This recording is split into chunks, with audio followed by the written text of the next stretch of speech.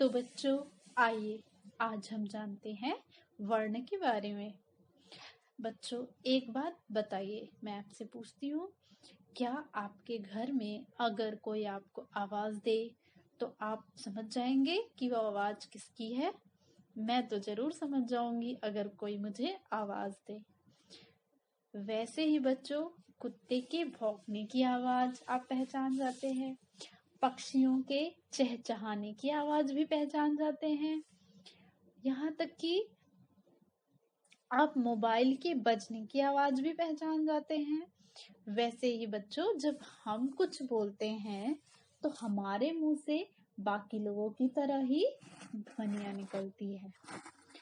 इसलिए बच्चों, व्याकरण में ध्वनि का अर्थ ही होता है वर्ण, ध्वनि साउंड, और उसी का अर्थ होता है वर्ण यानी कि अल्फाबेट। हमारे मुख से निकली ध्वनियों से ही बच्चों भाषा बनती है। इसके पहले तो हमने भाषा पाठ पढ़ ही लिया है, तो हमारे मुख से निकली ध्वनियों से ही भाषा बनती है। जैसे एक शब्द पिता, पिता शब्द में ध्वनियां हैं, पी जमा ता, किंतु इन ध्वनियों को हम और तोड़ सकते हैं।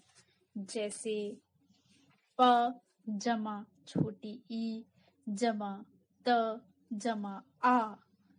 अब देखिए, अब हम इसे और नहीं तोड़ सकते। ये सबसे छोटी ध्वनियां हैं और यही वर्ण कहलाती है। अब आपको समझ में आ गया होगा बच्चों वर्ण के बारे में, कि जिस ध्वनि के टुकड़े ना हो सके उसे वर्ण या अक्षर कहते हैं। अब हम सीखेंगे बच्चों वर्ण के भेद, वर्ण के प्रकार। तो वर्ण के दो भेद होते हैं, एक स्वर वोवेल और दूसरा होता है व्यंजन कॉन्सोनेंट। तो हिंदी में बच्चों स्वर कितने होते हैं? 11। और व्यंजन कितने होते हैं? 33। तो आइए जानते हैं कि 11 स्वर कौन कौन से होते हैं और 33 व्यंजन कौन कौन से होते हैं। सबसे पहले देखते हैं स्वर। अ, आ, ई, उ, री, ए, ओ, औ। ये हुए 11 स्वर। अब हम व्यंजन पढ़ते हैं। क, ख, ग, घ, अंग, च, छ, ज, झ, ञ, ट, ठ, ड, ढ, ण, त, थ, द, ध, न, प, फ, ब, भ, म, य, र, ल, व, श, स, ह। तो ये हुए बच्चों 33 व्यंजन। अब बच्चों, ये स्वर और व्यंजन मिलाकर हिंदी की वर्णमाला बनती है।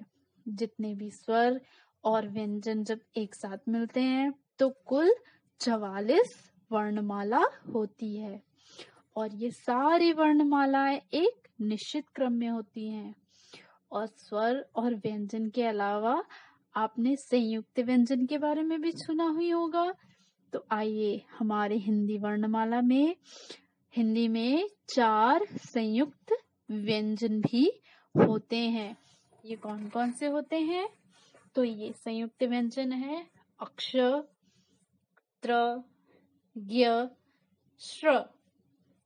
ये संयुक्त व्यंजन इसलिए कहलाते हैं क्योंकि ये दो व्यंजनों को जोड़कर बनते हैं, इसलिए ये संयुक्त व्यंजन कहलाते हैं। आइए देखते हैं ये कैसे बनता है। सबसे पहले हम देखते हैं क्ष, अक्ष। ये कैसे बनता है? तो ये बनता है बच्चों क हलंत जमा श, षटकोण के श जमा अ, ये बना छतरी के छ, त्र त्रिशूल के त्र, त हलंत जमा र हलंत जमा अ, ये बना त्रिशूल के त्र। ज्ञानी के ज्ञ कैसे बनता है बच्चों? तो ज हलंत जमा इया, हलंत जमा अ, ये बना ज्ञानी के ज्ञा। श्रमिक के श्र कैसे बनता है बच्चों? तो शक्कर के श्र में हलंत, जमा र में हलंत, जमा अ, ये बना श्रमिक के श्र।